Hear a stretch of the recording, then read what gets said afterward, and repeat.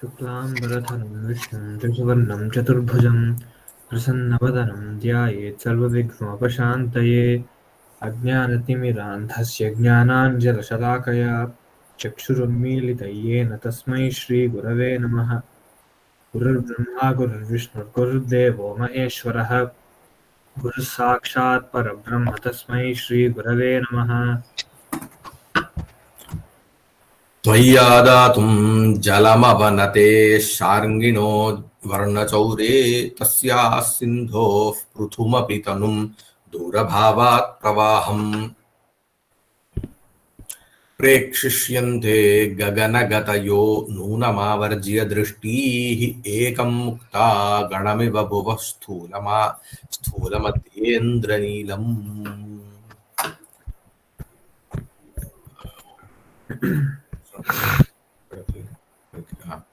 त्वय्यादातुं जलमवनते शार्ङ्गिणो वर्णचौरे त्वय्यादातुं जलमवनते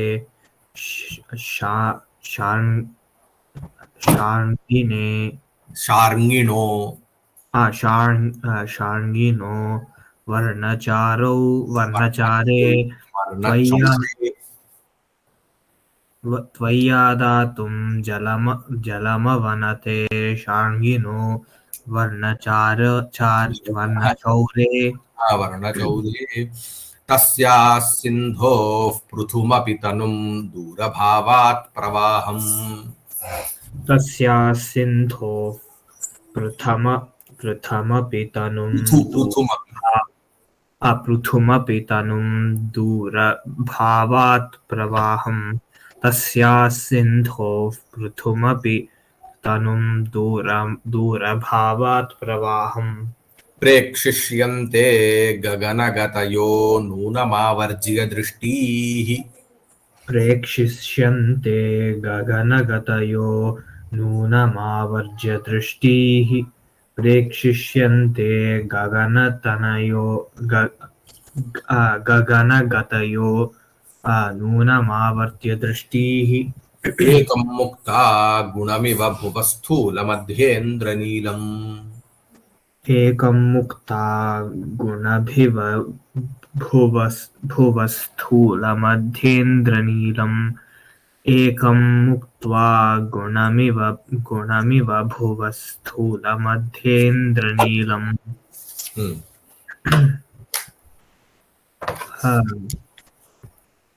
त्वयि आदातुं जलम अवनते शार्ङ्गिनः वर्णचौरे तस्याः सिन्धोः पृथुम् अपि तनुं दूरभावात् प्रवाहम्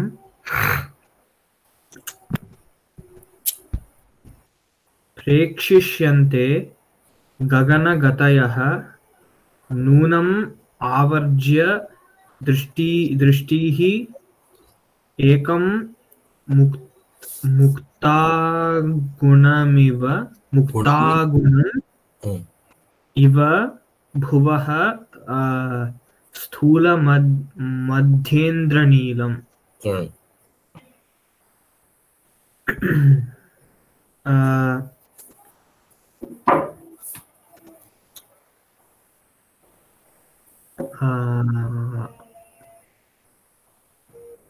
भवति అనేది ప్రేక్షిష్యంతే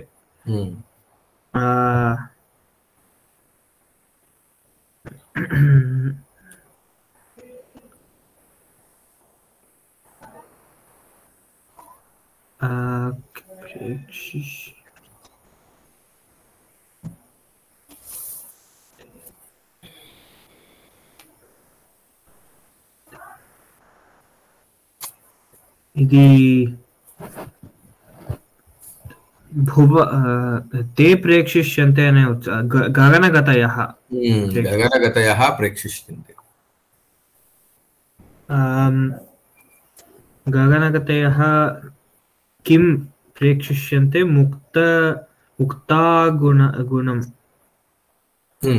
ముక్తాగుణమివ ప్రేక్షిష్యంతే. ఓ ముక్తాగుణమివ ప్రేక్షిష్యంతే. కథం భూతం?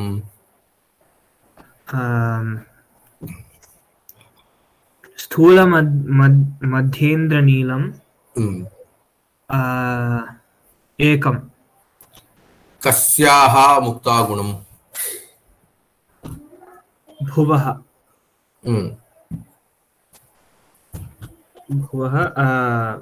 ముక్తాగుణం. భువః ఏకం ముక్తాగుణం స్థూలమధ్యేంద్రనీలం ముక్తాగుణమివ ప్రేక్షిష్యంతే. కిం కృత్వా? దృష్టిః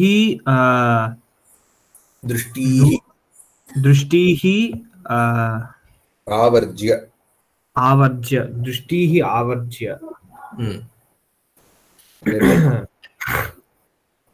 అది నూనం దృష్టిః ఆవర్జ్య అని వస్తుందా లేకపోతే దృష్టిః ఆవర్జ్య?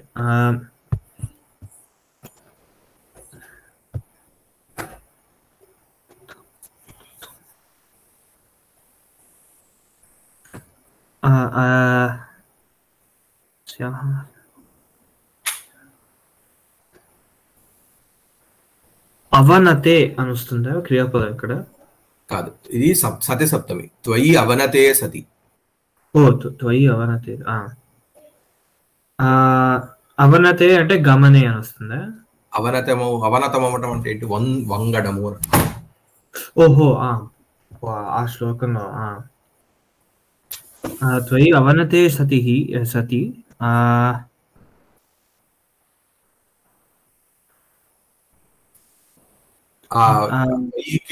విశేషణం త్వయి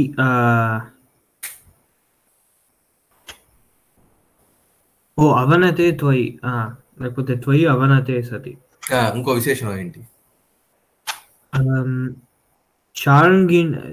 అది శార్ంగిణః అవుతుంది. వర్ణచౌరే. కస్య వర్ణచౌరే? శార్ంగిణః వర్ణచౌరే. శార్ంగిణః వర్ణచౌరే త్వయి అవనతే. కిం కర్తుం అవనతే? జలమాదాతుం. అవనతే సతి.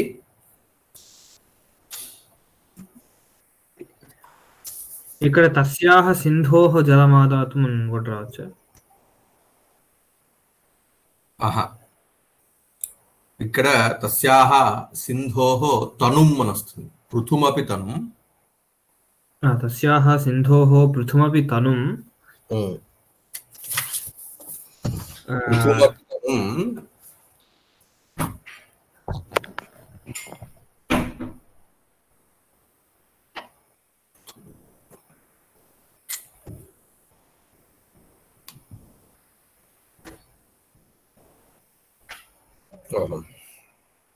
సింధోః ప్రవాహం అన్నమాట. ఇక్కడ త్వయి శార్ంగిణః వర్ణచౌరే త్వయి జలమాదాతుం అవనతే సతి పృథుమపి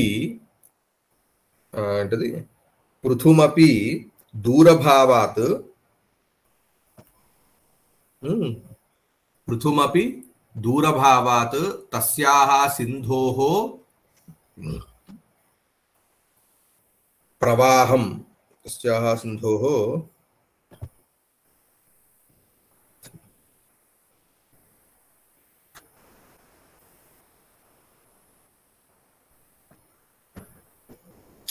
పృథుమపి దూరభావాత్ తనుం తస్యాహ సింధోః ప్రవాహం. ఓకే. సరే, ఇక్కడ ఎలా అంటే తస్యాహ సింధోః పృథుమపి దూరభావాత్ తనుం ప్రవాహం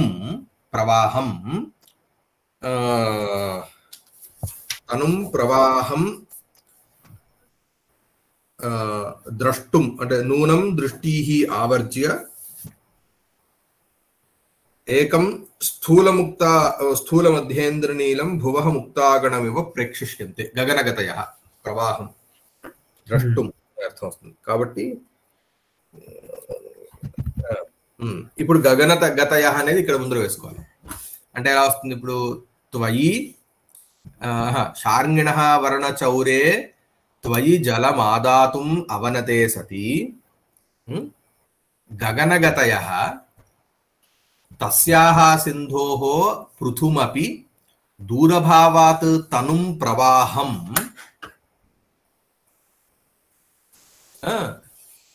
ద్రష్టుం అని మధ్యలో మనం పెట్టుకుంటే ఇంకొంచెం ఈజీగా ఉంటుంది. ప్రవాహం నూనం ద్రష్టుం దృష్టీః ఆవర్జ్య ఏకం స్థూలమధ్యేంద్రనీలం భువః ఏకం ముక్తాగణమివ ప్రేక్షిష్యంతే అని వస్తుంది.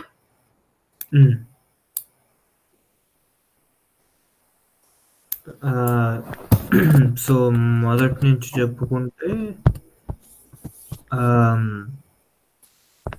శార్ంగిణః వర్ణచౌరే త్వయి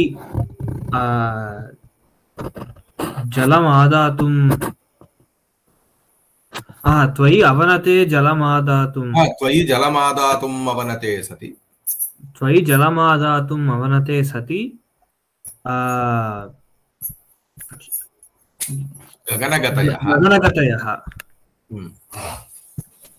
గగనగతయః తస్యాః సింధోః దూరభావాత్ పృథుమపి దూరభావాత్ తనుం ప్రవాహం పృథుమపి దూరభావాత్ తనుం ప్రవాహం దృష్టిః ఆవర్జ్య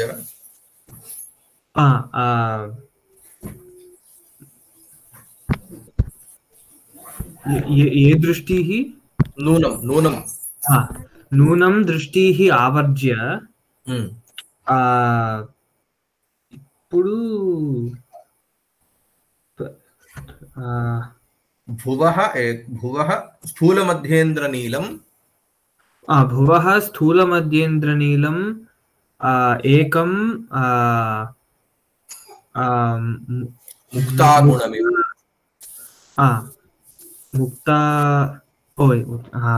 ముక్తాగుణమివ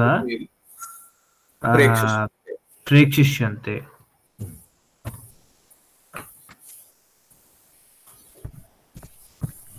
సో ఇక్కడ ఏం చెప్తున్నారంటే ఇప్పుడు అక్కడే చర్మణ్వతి నది దగ్గరే ఏంటంటే శార్ంగిణ వర్ణచౌరి. శార్ంగి అంటే ఎవరు? శివుడు కదా, కుబేరుడు.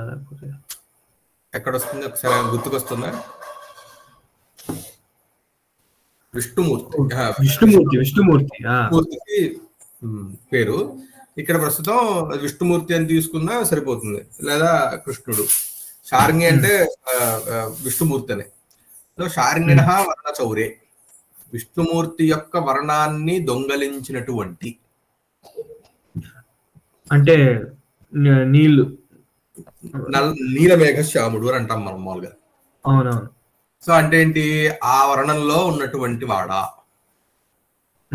శార్ంగిణ వర్ణ చౌరే, విష్ణుమూర్తి యొక్క వర్ణమును అపహరించినటువంటి వాడమైనటువంటి నీవు జలమాదాతుం అవనతే సతి త్వయి, నీళ్లు తీసుకోవడానికి, జలమాదాతుం అంటే ఏంటి? తీసుకోవడం, నీళ్ళని తీసుకోవడానికి త్వయి అవనతే సతి, నువ్వు అవనతము అంటే వంగి ఉండంగా. అంటే నువ్వేంటి దగ్గరగా వెళ్ళాలిగా. వంగడం అంటే ఏంటి? కింద నీళ్లు ఉన్నాయి, దగ్గరగా వెళ్ళి నీళ్ళు తీసుకోవాలి కదా. ఆ సమయంలో తస్యాహ సింధు, సింధు అంటే ఇక్కడ సింధు నది అని కాదు, సింధు అనే శబ్దానికి నది అనే అర్థం కూడా. సో ఇప్పుడు ఇక్కడ ప్రకృతంలో ప్రకరణ కాంటెక్స్ట్ లో నది అంటే చర్మణ్వతి నది, వెనకాల చెప్పిన శ్లోకంలో ఉన్న చర్మణ్వతి నది. ఆ చర్మణ్వతి నది యొక్క పృథుమపి దూరభావాత్ తనం. పృథు అంటే ఏంటి? లావుగా ఉండటం. వస్తుగత్యా నది చాలా పెద్దదిగా ఉన్నది అని అర్థం. విశాలంగా పెద్దదిగా ఉన్నటువంటి దానిని దూరభావాత్,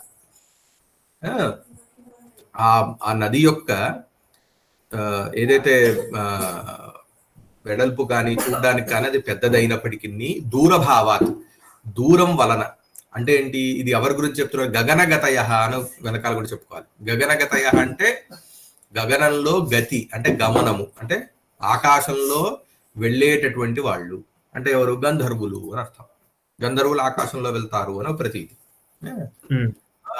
గంధర్వులు ఆకాశంలో వెళ్ళేటటువంటి గంధర్వులు ఆయన వాళ్ళ పైనుంచి చూస్తున్నారు. ఇప్పుడు నువ్వు ఆ పైనుంచి చూడాలన్నమాట. నువ్వేమో వంగావు, నది దగ్గరికి వెళ్ళావు. వాళ్ళ పైనుంచి చూసే వాళ్ళకి ఎలా ఉంది? మనకి దగ్గరగా ఉంటే మనకి ఆ నది చాలా పెద్దదిగా ఉంది, విశాలంగా ఉందని అనిపిస్తుంది. కానీ వాళ్ళు దూరంగా ఉన్నారు కదా. పృథుమపి అది పెద్దదిగా ఉన్నప్పటికీ దూరభావాత్ దూరం వలన తను అంటే ఏంటి? మామూలుగా సన్నగా ఉండడం అనే అర్థంలో కూడా తను అని వస్తుంది. సన్నగా ఉన్నటువంటి ప్రవాహం నది యొక్క ప్రవాహమును నూనం ఆవర్జ్య దృష్టి వాళ్ళ దృష్టిలను వాళ్ళు వంగి వాళ్ళు మళ్ళీ చూస్తున్నారట. వాళ్ళు పై నుంచి చూస్తుంటే ఎలా ఉందిట? భువః స్థూల మధ్యేంద్ర నీలం. అంటే ఇప్పుడు మామూలుగా ఇక్కడ మనం చూసుకోవాల్సింది ఏంటంటే ఎప్పుడైనా నీళ్లు ప్రవహిస్తుంటే ఎలా ఉంటుంది? తెల్లగా ఉంటాయి. స్టాగ్నెంట్ గా ఉంటే వాటర్ ఆ కలరు అది మారుతుంది, కానీ సహజంగా మామూలుగా పారుతున్న నది తెల్లగా ఉంటుంది. వాళ్ళ పైన చూస్తున్నారు. సో మనం ఊహించుకుంటే కింద నది తెల్లగా వెళ్తోంది, ఒక సన్నటి లైన్. అలా ఉంది కదా. తెలుపు ఎలా ఉంది అని అంటే ముత్యాలహారం. ఆ ముత్యాలహారానికి మధ్యలో ఇప్పుడు ఈ మేఘం ఉంది. ఈ మేఘం ఏ రంగులో ఉంది? నల్లటి రంగులో ఉంది.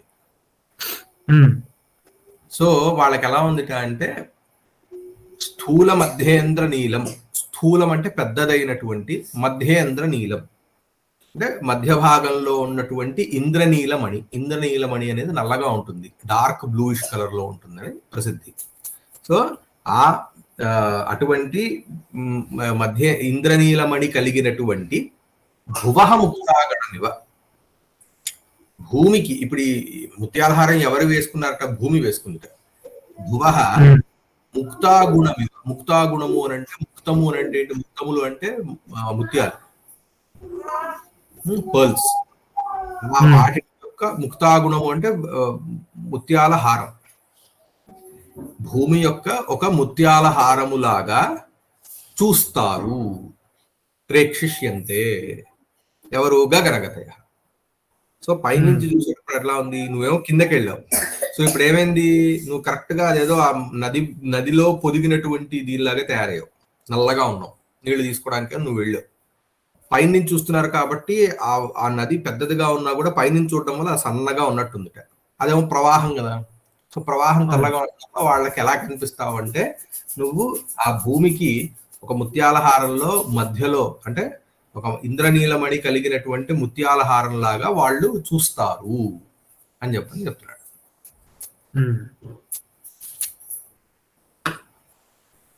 అర్థమైంది? అర్థమైంది. అంటే ఇక్కడ ఇవి ఇన్స్ట్రక్షన్స్ ఏం లేవు, నువ్వు ఈ పని చేయ పని. దిస్ ఇస్ మోర్ లైక్ ఆ బ్యూటీని ఇచ్చేయటమే.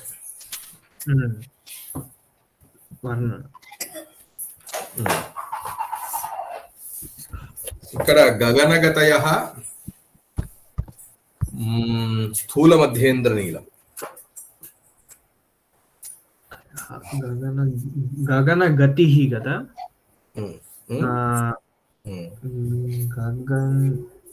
గగనే గతి ఏషాం తే గగనగతయః.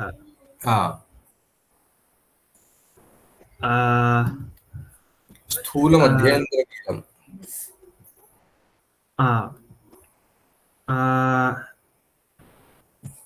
ఇంద్రనీలం ఒక పదంగా ఇంద్రనీల అనే చెప్పుకోవాలి. ఇంద్రనీలమణి. ఇంద్రనీలం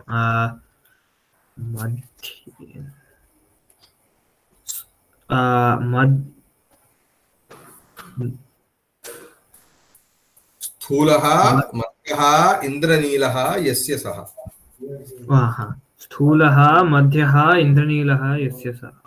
ఇది ఓకే, దీనికి విశేషం. తర్వాత ముక్తా గుణం అనేది అవ్వదా? ముక్తాగుణం కూడా అవుతుంది. ముక్త అంటే మణి, గుణం అంటే హారం అనా లేకపోతే? గుణ అంటే మామూలుగా తాడు అనే అర్థంలో కూడా ఉంటుంది గుణ అని. అలాగే హారము అనే అర్థంలో కూడా ఉంది. ముక్తానాం గుణ ముక్తా గుణ. ముక్తానాం గుణ ముక్తా గుణ. చదివేస్తావు శ్లోకం. త్వయ్యాదాతుం జలమవనతే షార్ంగినో వర్ణచౌరే తస్యాః సింధోః పృథుమపి తనుం దూరభావాత్ ప్రవాహం ప్రేక్షిష్యంతే గగనగతయో నూనమావర్జ్య దృష్టిః ఏకం ముక్తాంగుణమివ భువ స్థూలమధ్యేంద్రనీలం.